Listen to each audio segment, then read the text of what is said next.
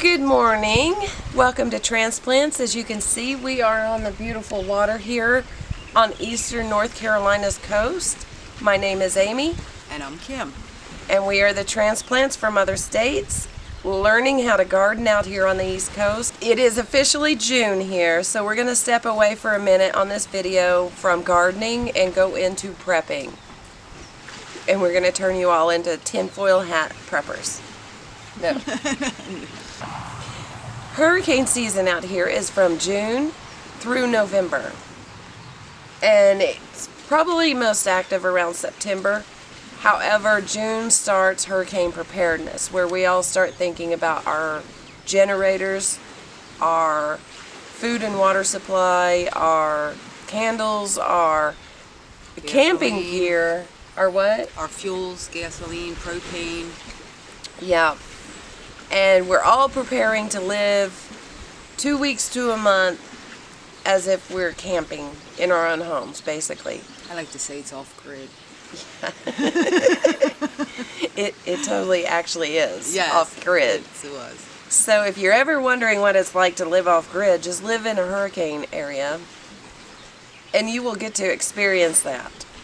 And we both moved here from non-hurricane regions to this area, and we didn't know each other at the time, but we both went through Hurricane Florence. What year was that? Like September 2018? Yeah, 18. And I was lucky. I only got 18 inches of water through my garage and very minimal damage. Kim, however, as you can see, lives right here on the water, and the water... I lost the whole downstairs. I lost our whole main living area, all our windows, all our doors. We lost everything. So she started over.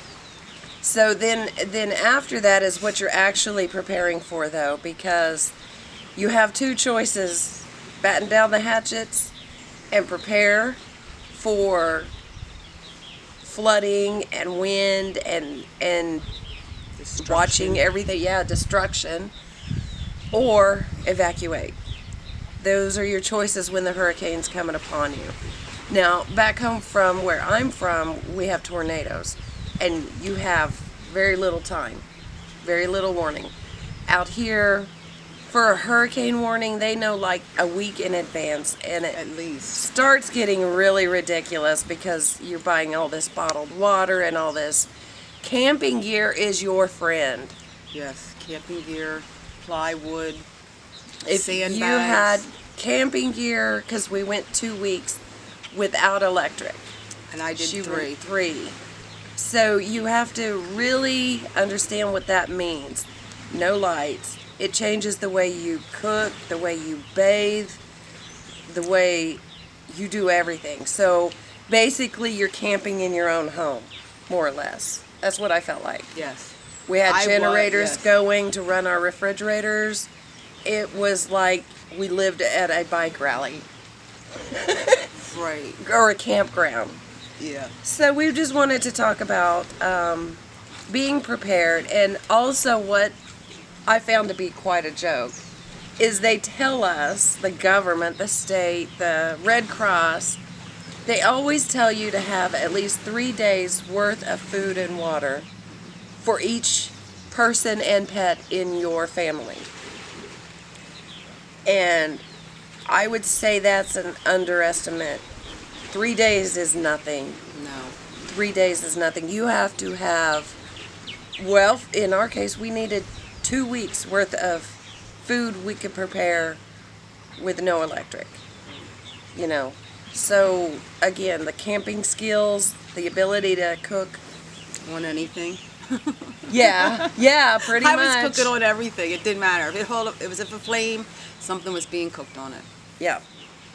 So, but the other things, the thing that surprised me is afterwards, I was so glad all of our windows had screens. We could open the house right up. But it was so hot and humid and miserable in that regard. Like, after a hurricane, it's just so humid.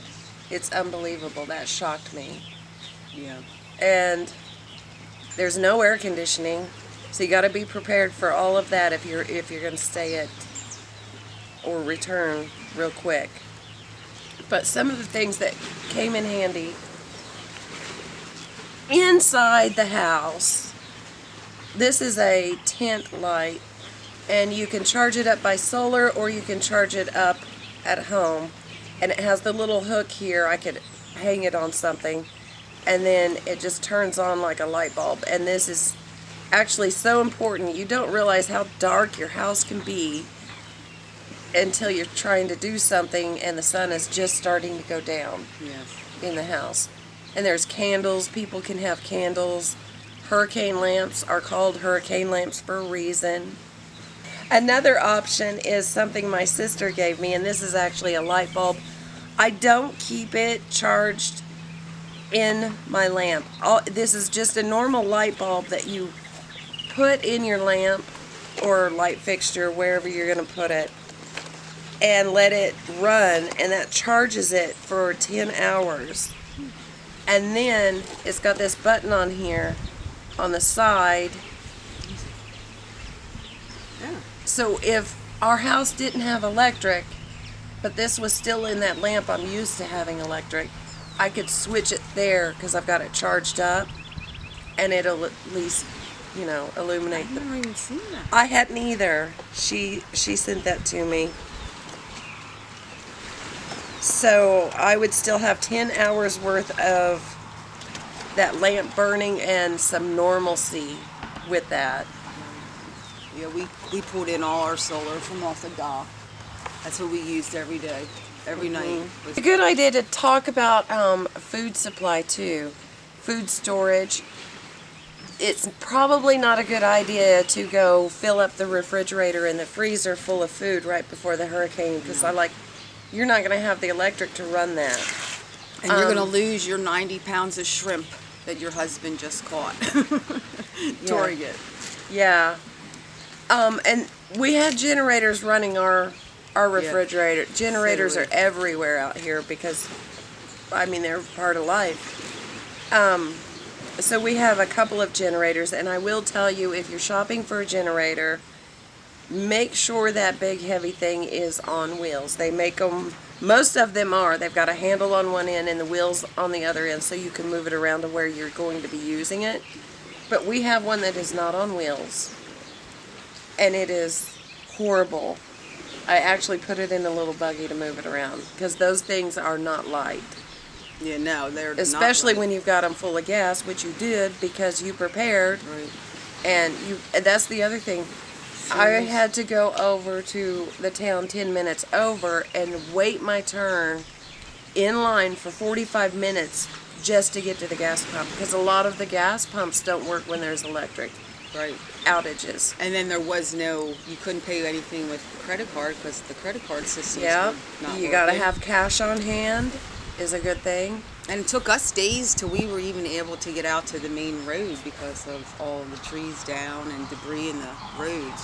Yep, have the chainsaws ready. Yes, and the tractors, if you have them. We're just going to take a minute here and let Kim explain what she calls the lifesaver. She used this a lot when we didn't have electric. So I'm going to jump behind here and help out this way. Here we have a jump pack that people would normally use to start their cars, jumpstart their cars. This holds a charge for a long time. We used this for 3 weeks to charge our phones. We carried it around to run fans, a light wherever we needed it.